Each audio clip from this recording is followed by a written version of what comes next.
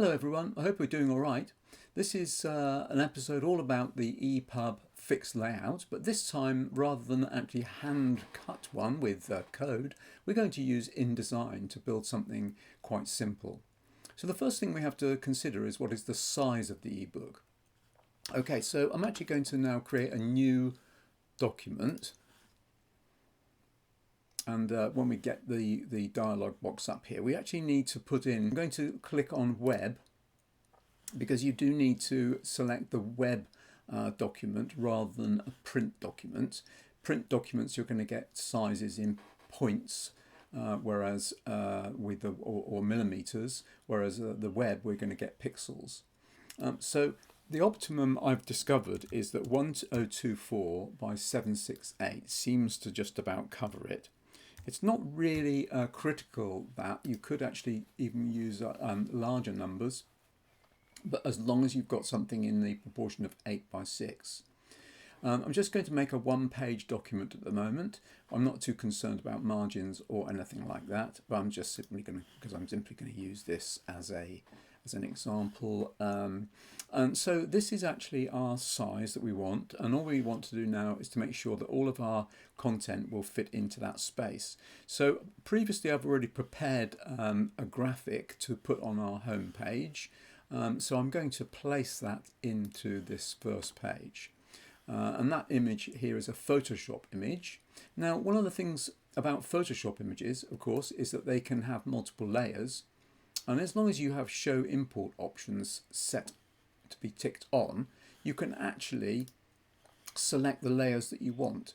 So in this particular case, I'm going to turn off all of the layers except for the actual image that I've built up, which is effectively a portrait of Shakespeare together with the Globe Theatre in the background.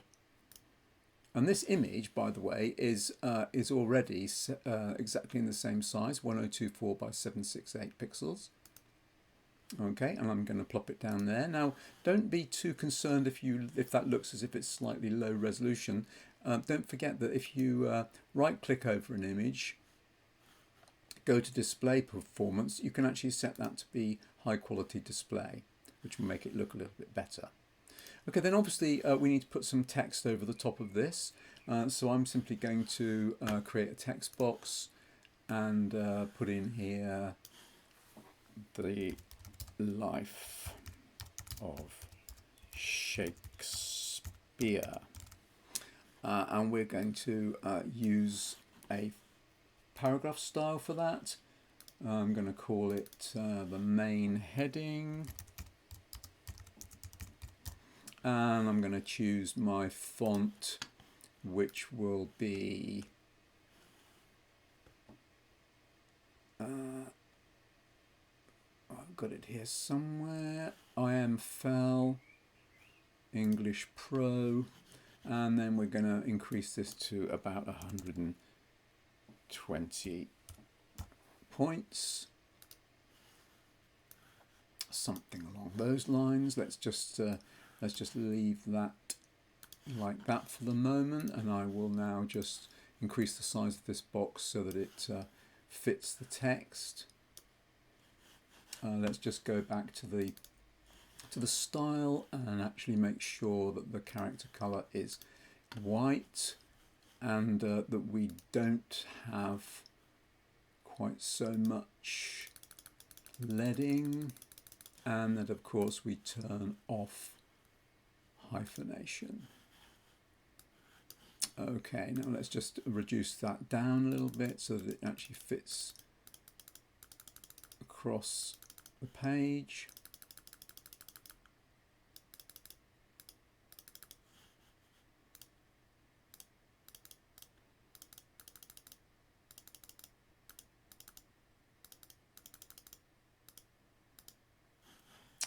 Okay.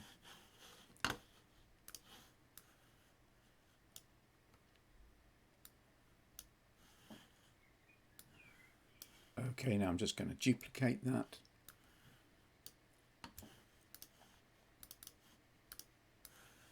And then I'm going to delete that from there, delete that from there. And then for this one, I'm going to make a new style, call it Shakespeare,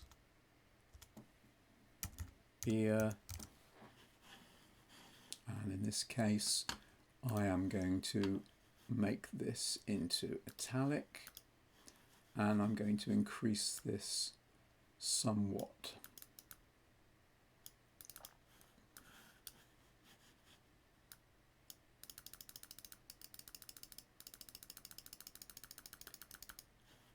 Okay, now I'm also going to, of course, correct that because we've missed out our wonderful S here. Okay, now one final thing I'm going to do to this, I might just reorganize this a little bit better, but anyway, we're not going to finish this necessarily right at this very sitting here, but something along these lines. But one thing I'm going to do is to select that last letter there, and then just go to my character, not character styles, but just character, because we're going to sort of make a very specific change to this. Let's bring this a little bit nearer to you. And I'm going to go to open type features and make that into a swash like that, so that we get a nice swash at the end there. Okay, let's just close that down. Okay, so so that's our first page now. I'm going to save that. So that's going to be inside my life of Shakespeare. That's going to be, I'm going to call that home. So our next job is to add another page. So let's go to the Pages panel in InDesign. Add another page. And what we'll do is we'll add a text frame, taking say about 2/3. I can adjust this later, but that's a text frame there, and that text frame, in that text frame, I want certain settings for that. So I'm going to make this a two columns in here with a gutter of say, let's say 30 pixels.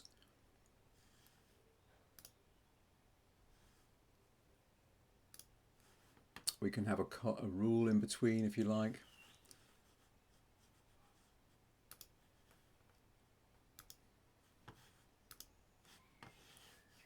Okay, now what we need to do is to put some text in here. So what I'm going to do is to actually go into my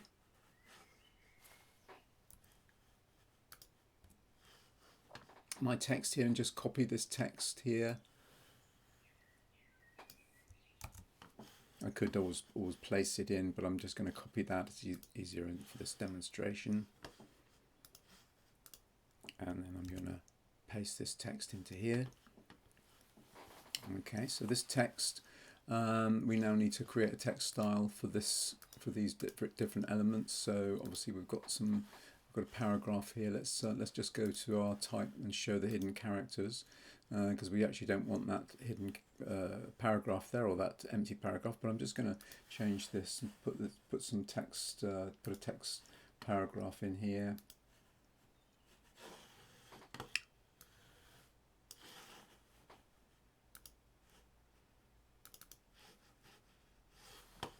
Let's call this body text.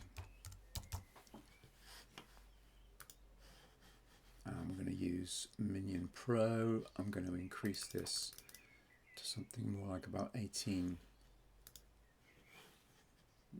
Too much. 16 pixels. Yes, we're going to leave it like that for the moment. We're going to have some spacing after the paragraph.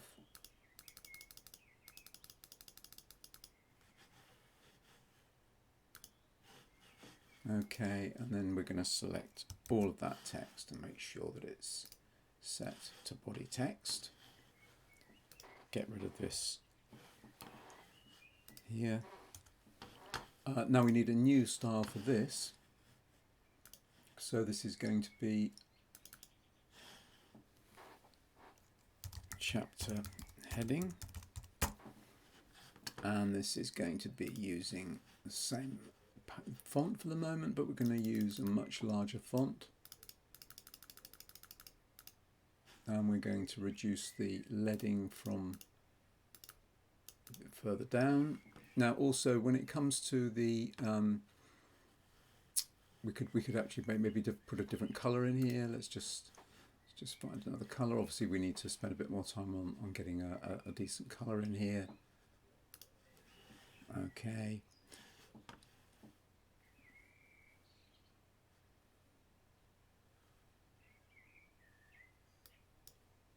And then spanning the columns, we want to make sure that this spans all of the columns. So it goes across the columns like this. Okay, there's various other things that we need to do when we put something in columns. For example, with our body text, we need to go to hyphenation. I mean, at the moment, this is actually left aligned, but what I'm going to do is to make it left justified. And then, of course, what we do need to do is to have a hyphenation. The hyphenation is switched on, but we want to make sure that we don't hyphenate across the column. And also we don't want to hyphenate capitalized words, so we don't want to find Shakespeare is hyphenated. Okay, that's fine then. Now this is actually these two little asterisks here. These actually represent something that should be bold, so I'm just going to add another style here, and I'm going to make that bold. Sorry, looking at the wrong column here. Plain, regular, bold, bold.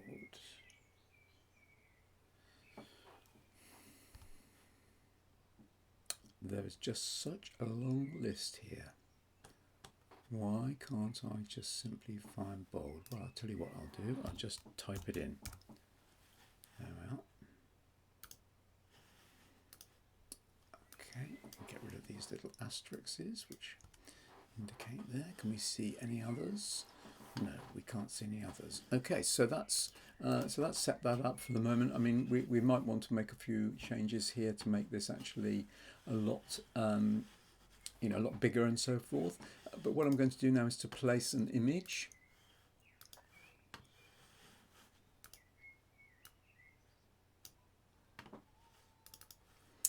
And looking for my work images, I want to place in here a picture of Christopher Marlowe, who we just made bold there.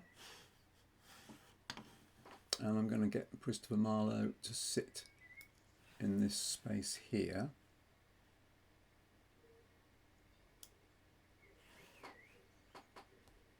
I might actually,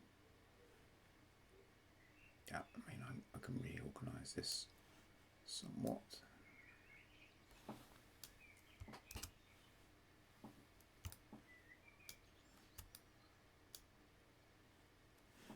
Let's put him here, and we're going to place a picture of Queen Elizabeth.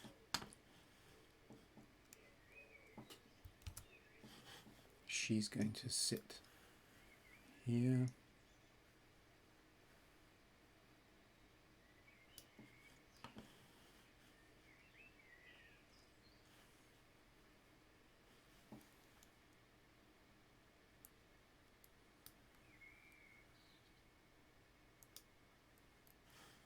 And then what I'm going to do is to reduce the size of this text slightly.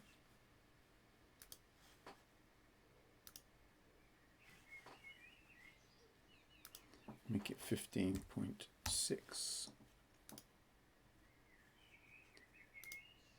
and reduce the leading to 18.2. Okay, that fits in there quite nicely. And then I think what we'll do is we just reorganize this slightly, bring that up to there, and then we just need to place one more image. And this is going to be our portrait. And Shakespeare is going to sit down here somewhere. Okay.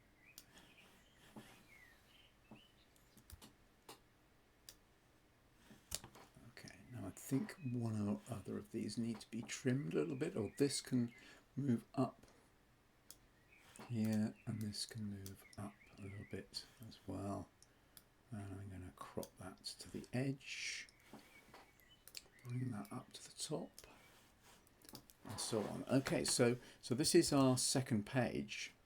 Okay, so now that we have our two-page document in InDesign, we're going to export this out as a fixed layout ePub, even though it's not by any means ready, but at least it gives us an idea of what type of thing we need to be concerned about.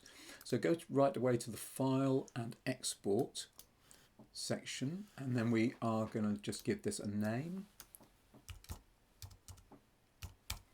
And make sure that you choose the fixed layout format, not the reflowable. Save. And then there are a number of settings in these dialog boxes. Some of them I may have already set up, but the first thing we want to do is to set a cover. Now, the important thing about the cover is that this has to be a portrait size cover. Even though the ebook itself is landscape, we're going to choose this cover in our working images folder. Here we are, cover. It's a JPEG, it has to be a JPEG, and as I say, it must be portrait format, as you have used already if you've already gone through the process of creating a reflowable ebook. Okay, so we don't have a table of contents at the moment. That's another thing to add a bit later on. And we don't need to worry about the options for the spread control because we've already set this up as a landscape. More on that later when we look at the other options for creating from a two-page spread. All of the conversion settings I'm going to leave as they are. I've got the highest possible quality for the moment. We're not using an extra CSS nor extra JavaScript. The metadata I've already filled in somewhat, but there are some things in here you might want to add, description, publisher, etc. So let's go right ahead and click OK, and this should make the ebook and go straight into Apple Books. There we are. Okay, so it's a simple two-page document. We just simply go on to the next page, and here we have our text combined with images. And no table of contents, although you will find in a fixed layout ebook that you always have thumbnails bottom left. And we'll just go back to the previous page, turn off that. Okay, so in the next section we're going to actually look at what we can do with the images and also adding an extra page. Okay, back to InDesign then. Let's actually go right ahead and add another page to this document.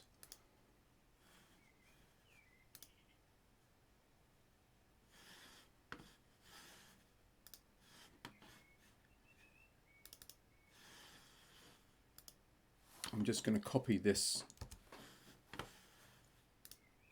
text frame.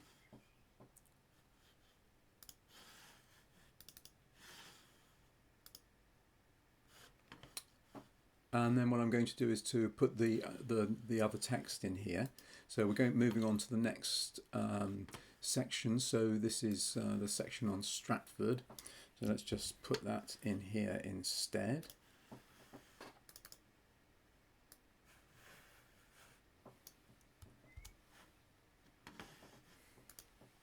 Using the same styles that we have in our style sheet.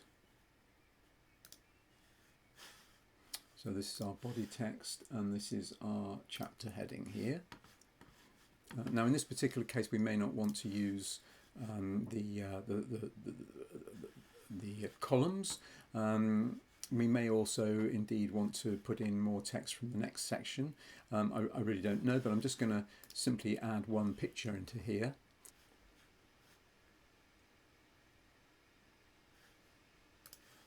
We've got a couple of things here. I'm going to put this picture of a map of Stratford.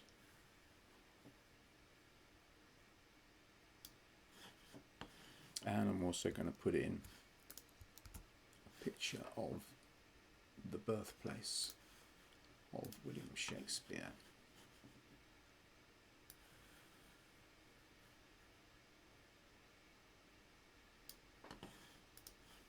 Okay, something like that. Okay, so now we've got two pages. What we're going to do is to add the table of contents. Now the table of contents is not going to be actually on the page, so we simply need to go to our table of contents section. We're making a new table of contents, and all we want to do is to add in the chapter heading. And the chapter heading, the style that we can use is really not particularly relevant. We can even use body text or top body text. Doesn't matter, because what it looks like is not particularly relevant to us. It's as long as we have some sort of structure. Okay, and then I'm just going to simply pop that down on the panel over here. So we've got simply two pages in here, our knowledge of Shakespeare and Stratford. Page numbers are again not relevant at all. Okay, that's one step.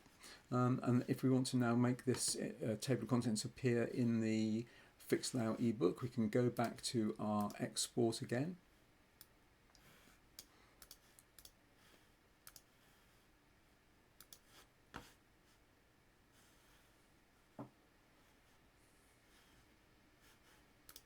Same as before, fixed layout. We're going to overwrite the original one. All the settings are the same, except in the TOC, we want to use the multi-level TOC style. The default, we just created a default one here. So that's all we've got. That's fine. So let's just click OK, and then this should fire up Apple Books again, and we'll get a new version. Okay, we'll go back to the original. Now you can see we've got a table of contents. So we've got 2 pages, our knowledge of Shakespeare and Stratford. And so that's how that is. So the next job for us is we're now going to, just to demonstrate what we can do with these images and how we can make these images enlarge, which is obviously now going to be a little bit more interesting, make the book a bit more compelling. Well, I hope you're keeping up with me so far. We've just got a short while to go to complete this presentation.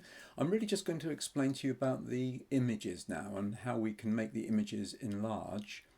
It does require a little bit more sophistication within InDesign, but it's worth doing because if you recall, with the reflowable ebook, images are naturally enlargeable. That is to say, if you open a reflowable ebook with images, you double click on them in Apple Books and it will enlarge up automatically. This doesn't happen with the fixed layout version. So we have to make this work within InDesign before we export. So let's go ahead and explain how we go ahead and do that. So for a start, we must make sure that the images that we put on the page are actually large enough to enlarge up.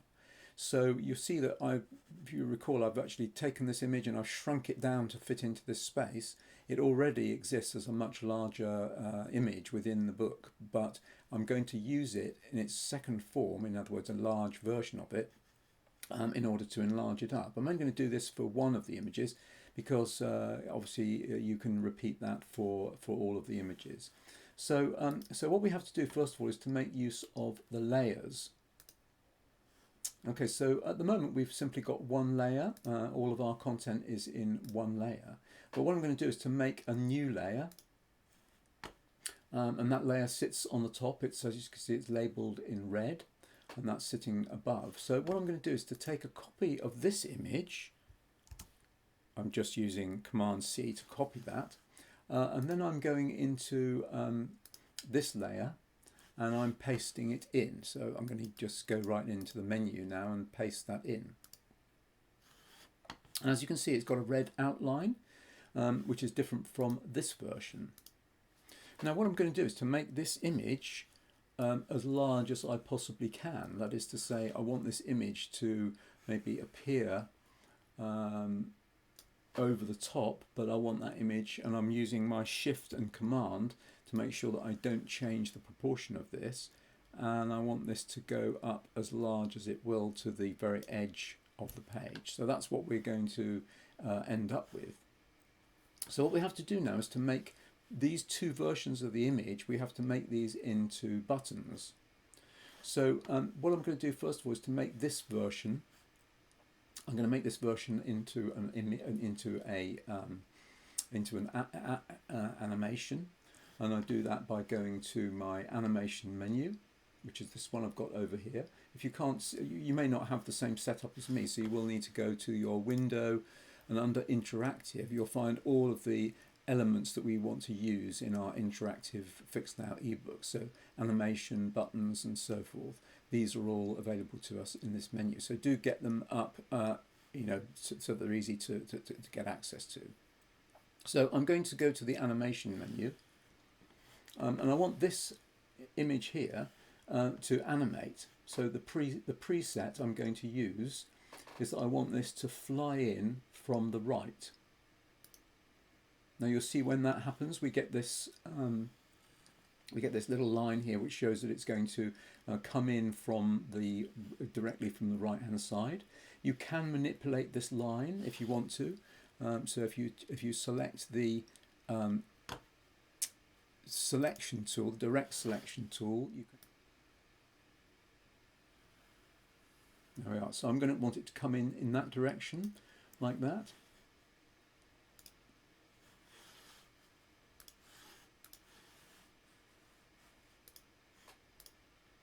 Okay, here's our animation, and at the moment it says on page load. We don't want it to be on page load, but we'll have to come back to that later because we want that to happen on a click of a button in a moment.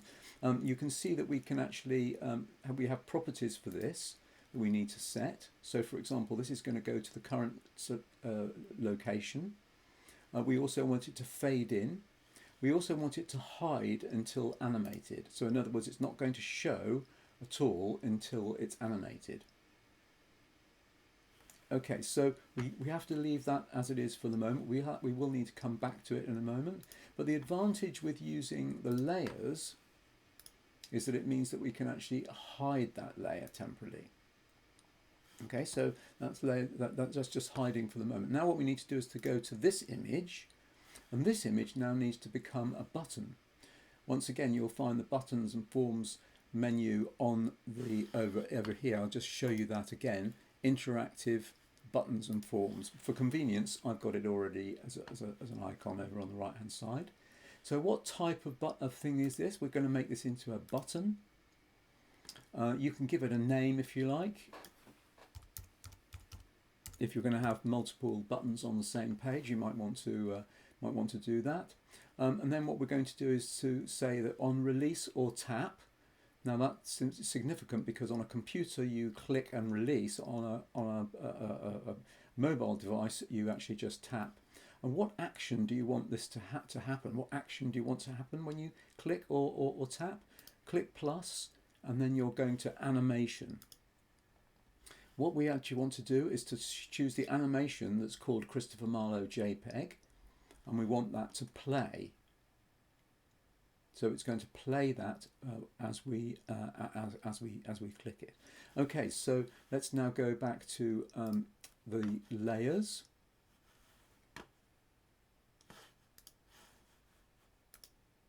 And we're going to reveal this again. So this is our, at the moment, animation. This is the animation that we've created. So what we want to do is to go back to that animation.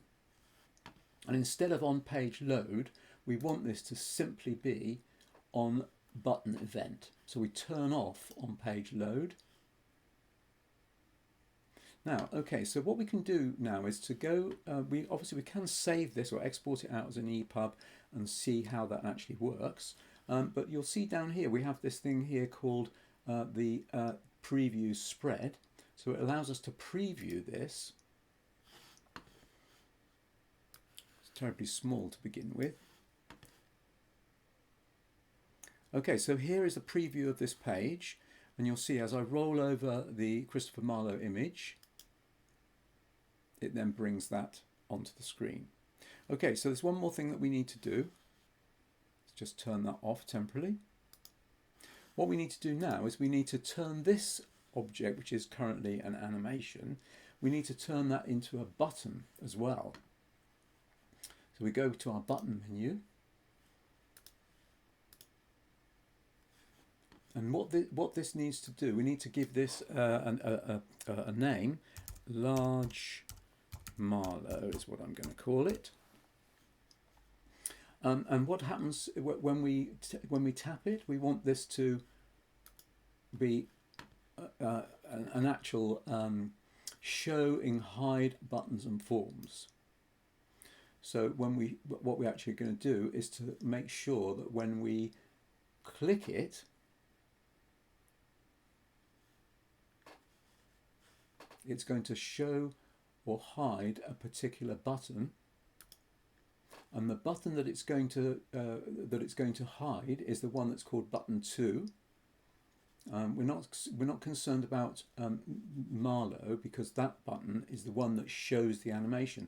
The one that's called button 2, unfortunately it doesn't know that yet because we haven't saved it, but that is the button 2. We want that to be hidden, so it simply hides it by putting, you see it's got a little cross through the eye.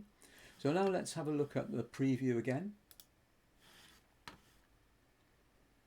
Okay, so we click to reveal, we click again to hide it. Click to reveal and click to hide it. Okay, so that's now just the one image. We will, of course, do the other images as well, but what I'm going to do is to now save this. Now, just a word of warning, it doesn't work if you hide the image through the layers. Now, obviously, for convenience, as you're working on your page, you will want to hide that because you can't see what's underneath it.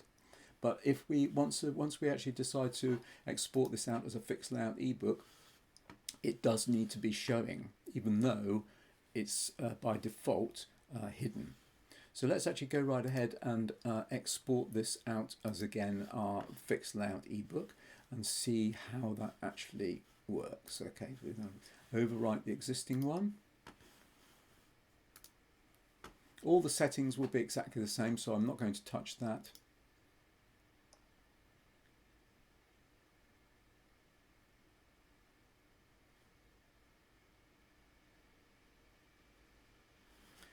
Okay, so we've now come on to straight onto our knowledge of Shakespeare.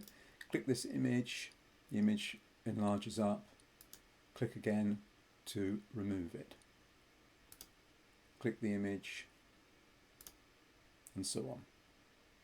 Okay,